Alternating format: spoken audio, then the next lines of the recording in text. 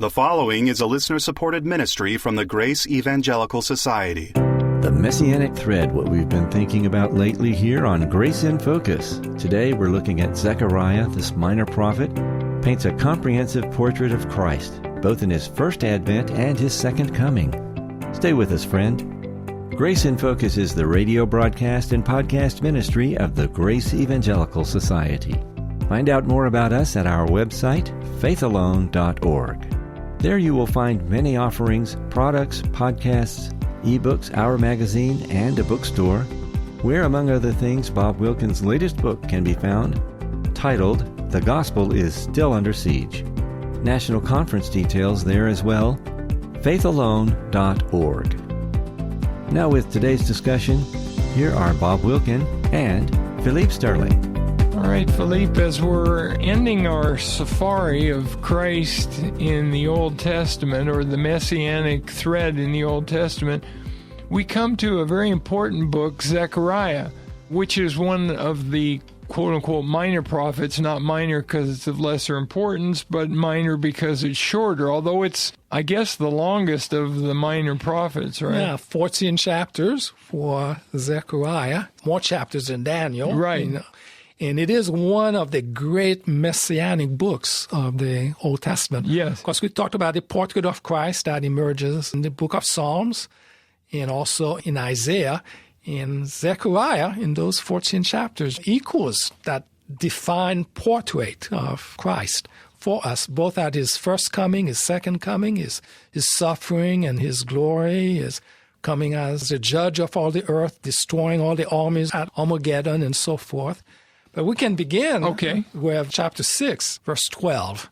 It says, "Behold, the man whose name is the branch, from his place he shall branch out, and he shall build a temple of Yahweh." And so talking about the messianic temple of the messianic age, ultimately. And is the branch related to Nazareth? The branch is related to all those statements concerning out of the house of Jesse, out of the David, that ultimately will come one who rules over all the earth. So the branch is a messianic image that is there in Isaiah and some of the other prophets, but fulfilled by this one who is Zechariah presents to us. And it brings the best-known passage, messianic passage that we have in Zechariah, Zechariah chapter 9, verse 9. Yes, in fact, chapter 9, verses 9 and 10 are two of my favorite verses in the Old Testament. So, why don't you read that? Sure. "Rejoice greatly, daughter of Zion. Shout, O daughter of Jerusalem. Behold, your king is coming to you.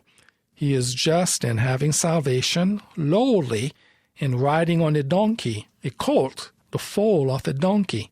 I will cut off the chariot from Ephraim and the horse from Jerusalem. The battle bow shall be cut off. He shall speak peace to the nations.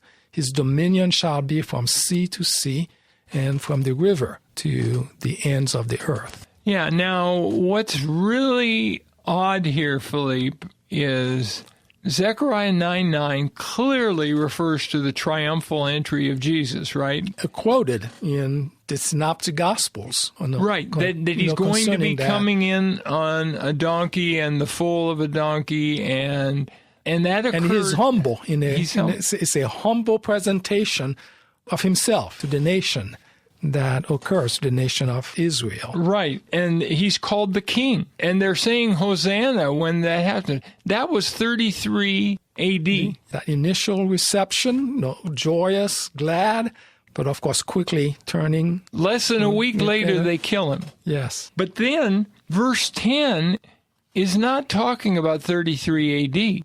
Verse 10 hasn't occurred yet. Yes, he has yet to come and establish his dominion from sea to sea, from the river to the ends of the earth. So we have 2,000 plus years before verse 10 is fulfilled. So between verse 9 and verse 10, there's this great gap. Right, called a messianic gap or a valley.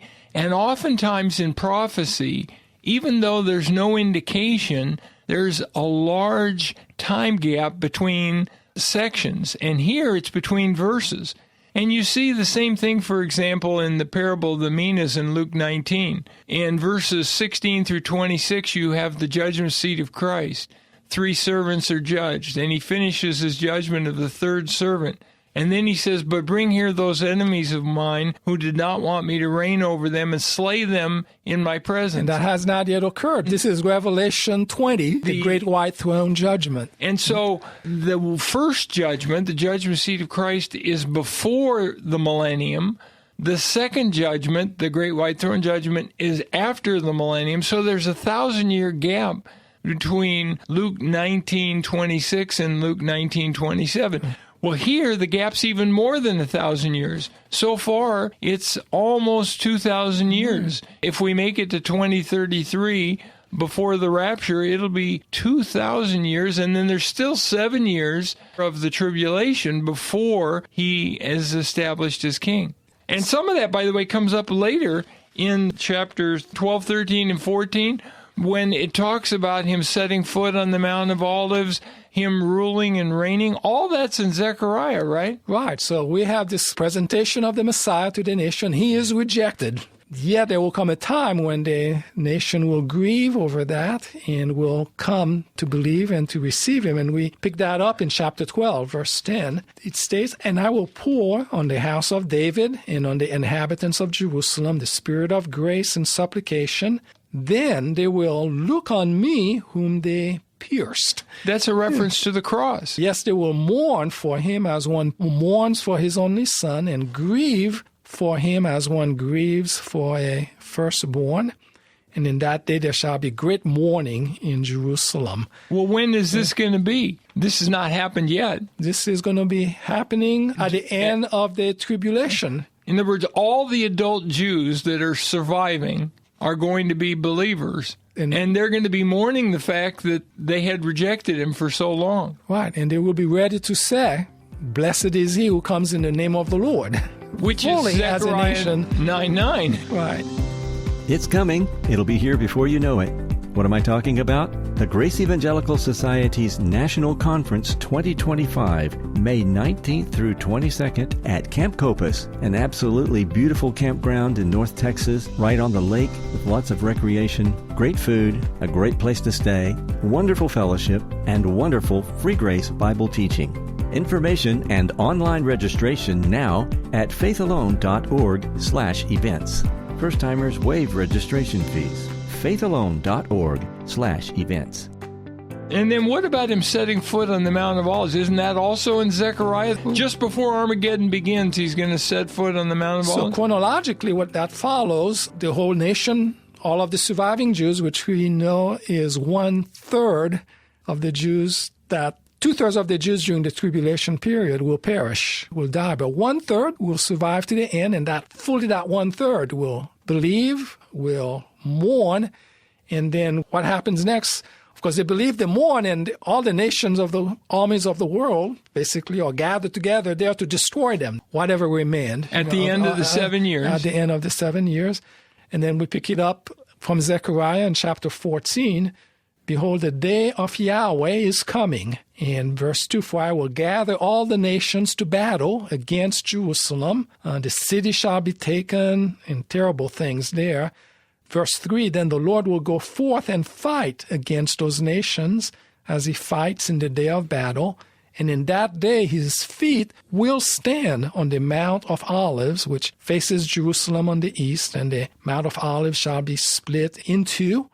And in that day, the Lord himself will judge armies and slay them and deliver. But because the nation has believed, has grieved, he comes back, and his feet touch down on the Mount of Olives. Of course, there's a valley in between the Mount of Olives and, I guess, Mount Moriah, where the Temple Mount is. And that's where he's going to return.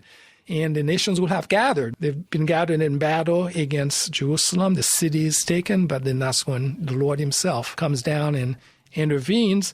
And then after all of that, the judgments that occur there, verse 9 of chapter 14, and Yahweh, the Lord, that's all capitalized, Lord, shall be king over all the earth. In that day it shall be. The Lord is one, and his name one. So the returning Christ is there and clearly called Yahweh here. He shall be king over all the earth. So Zechariah gives us that complete picture. And by the way, the disciples understood that Jesus is the king, except for Judas, of course, and they knew he was going to rule and reign. But what they expected was no gap between Zechariah 9:9 and Zechariah 9:10. Right. That's why in Matthew 16, when Jesus says, I'm going to Jerusalem, I'm going to suffer, I'm going to be mistreated, I'm going to be killed, and I'm going to rise on the third day, what does Peter say? By no means, Lord. Right, he rebukes Jesus, and he says, this isn't going to happen. And Jesus says, get behind me, Satan. You've set your mind not on the things of God, but things of man. They needed to recognize before he's going to rule and reign, he's got to suffer. Right. Isaiah 52:53, we talked about before, has to occur, or Psalm 22, Zechariah, the one whom they pierced, all that has to happen before the ruling and reigning. And even after the resurrection, in those 40 days of appearance and teaching and everything, right, they're still asking, Acts 1, Lord, is it now that you are restoring the kingdom to Israel? So even then, they weren't understanding fully what we now know. Well, most dispensationalists would say, and I'm sure you'd agree, that if Israel, under the preaching of the apostles, had nationally come to faith in Christ, then the kingdom would have come in the first century. Right, the 70th week of Daniel would have taken place.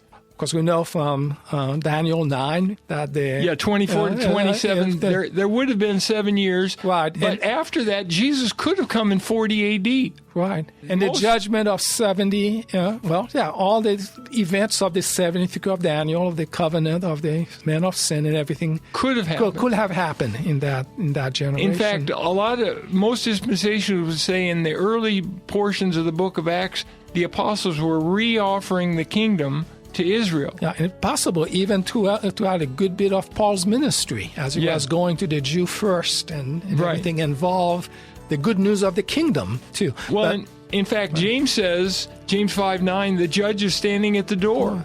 And we don't know, but James could have been written as early as 34 or at least by 45. And there already was heightened expectation that Jesus was returning. Well, thanks, Philippe. This has been a fantastic series, and we've ended on Christ in Zechariah. And in the next episode, what we're going to do is kind of just overview everything we said about the Messianic thread in the Old Testament. And in the meantime, let's all keep grace in focus. Read many from our library of thousands of free magazine and journal articles online at faithalone.org/resources. That's faithalone.org. Did you miss an episode of Grace in Focus that you really wanted to hear? Just come to faithalone.org. That's faithalone.org. We have all our past episodes right there on the site. Our team is really great about answering questions, comments, and feedback. If you've got some, we hope to hear from you. Let me give you our email address so you can do just that. It's radio@faithalone.org. That's radio@faithalone.org. We hope you have a wonderful weekend that includes fellowship with others at a Bible teaching church. Then come back on Monday for another episode, and until then, let's keep grace in focus. The proceeding has been a listener-supported ministry from the Grace Evangelical Society.